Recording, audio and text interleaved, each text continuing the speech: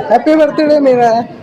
तर मित्रांनो, आता वाजलेत संध्याकाळचे 5:30 आणि आजी, मी आणि बाबा तयार होऊन बसलो होतो, कारण आम्हाला आज मीराच्या वाढदिवसाला जायचं होतं, पण बाहेर पाऊस पडत असल्यामुळे आम्हाला निघताच येत नव्हतं। फायनली मित्रांनो, थोडा पाऊस थांबला आहे आणि आम्ही सगळे गेट बाहेर आलो आणि ओला करून रिक्षा बोलवली, पण रिक्षावाल्या काकांनी तिघांनाच आत बसवलं आणि मला तिथेच सोडून गेले। टेन्शन नॉट, माझी फरारी आहे ना। मग मी माझ्या फरारीची चावी घेतली आणि डायरेक्ट बर्थडे हॉलच्या बाहेर पोहोचलो। फुग्याचं मस्त डेकोरेशन केलं होतं, इकडे मीराचा फोटो लावला होता। मित्रांनो, मीरा आज 5 वर्षाची झाली आहे। मग मी जिने चढून वरती आलो। हॉल मध्ये डेकोरेशन चालू होतं आणि सर्वात आधी आम्ही चौघेच हॉल मध्ये होतो। मित्रांनो, फायनली डेकोरेशन कम्प्लीट झालं आहे।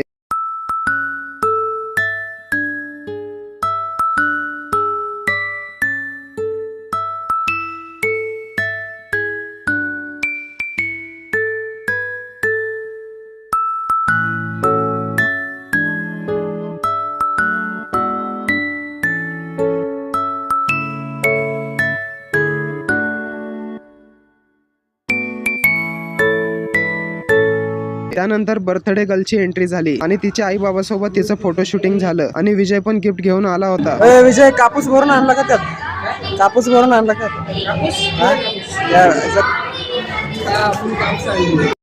आम्हाला बघून बर्थडे गर्ल आमच्याकडे पळत आली आणि सर्वांनी तिला विश केलं। One day celebrity.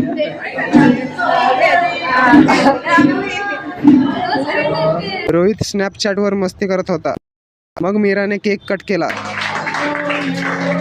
इकडं आजी आणि गावाकडच्या मैत्रिणीचं काहीतरी डिस्कशन चालू होतं। मग आम्ही जेवणाचा आस्वाद घेतला। मित्रांनो, जेवणात गुलाबजाम, केक, पापड, वडी, चपाती, पनीरची भाजी आणि वरण भात होतं। विजयला गुलाबजाम एवढे आवडले की त्याने आत्याच्या ताटातले पण गुलाबजाम संपवून टाकले। इकडे आजीची गँग वाढतच चालली होती। मित्रांनो, यांचं काय डिस्कशन चालू असेल कमेंट मध्ये नक्की सांगा। मित्रांनो, फॅमिलीतले लोक अशी एकत्र असली ना तर एकदम मस्त वाटतं। धन्यवाद।